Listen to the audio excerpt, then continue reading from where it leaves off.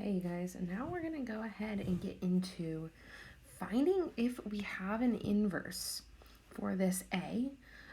So if you looked on the prior slide or you watched the video that I kind of said what the prior slide was about, was that if you have an inverse for your matrix, what you can do is you go ahead and you set up your matrix, and on the other side you do 1, 0, 0, 1. That's saying it equals the inverse matrix. So we're going to be building backwards, and we're going to go ahead and reduce this left-hand side to 1, 0, 0, 1. And if it's possible, whatever is on the other side will be the inverse. And if it's not possible, then there is no inverse. So we're going to go ahead and get into that. Let me clean this up, and we'll go ahead and just take from this first step here. So you guys are going to be doing Gauss-Jordan elimination into reduced row form. That's how you get the 1, 0, 0, 1. So in order to get rid of this 0 on my first piece, it's, well, actually, in order to get this to be a 1, it won't be very logical to try to get that to be a 1 in the first step, but we should try to reduce that -3 down to a 0. So what I'm going to do is I'm going to do, well, 3 times row 1 plus 8 times row 2. It's basically going to stretch it to like 24 so that we can cancel it out. So my top row is not changing. 8, -5, 1, 0.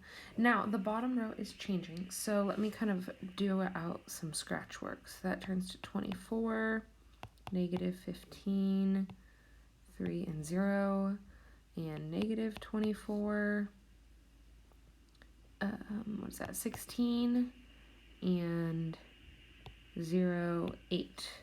So adding them together, that goes 0, 1, 3, and 8. So we have it set up in row 2. That's in our 0, 1. And now we just need to focus on row 1 to be complete. So what do I do in order to get this -5 to disappear? Well, if I multiply, let me write that out. If I multiply row 2 by 5 and add it to row 1, that will take care of that piece in the top row. So writing out the bottom row, because once again, that's not what we're working with. And I'm going to scratch out my 8, -5, 1, and 0. And then 5 are 2, so that's 0, 5, 15, and 40. Those are big numbers. So that gives us 8, 0, 16, and 40 when we add those together.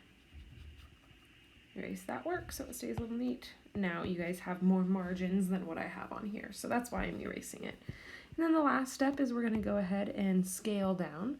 The nice thing, if you look, 8, 16, and 40 are all divisible by 8, so I'm going to do 1/8 R1, and that gives me 1, 0, 2, 5, 0, 1, 3, 8, and right there, 2, 5, 3, 8, that is my inverse for my A. So it does exist. We did get an answer. It did work out well. So we are going to call that our inverse matrix. And technically we should write it as A of 1 equals 2, 5, 3, 8 and separate it out like that.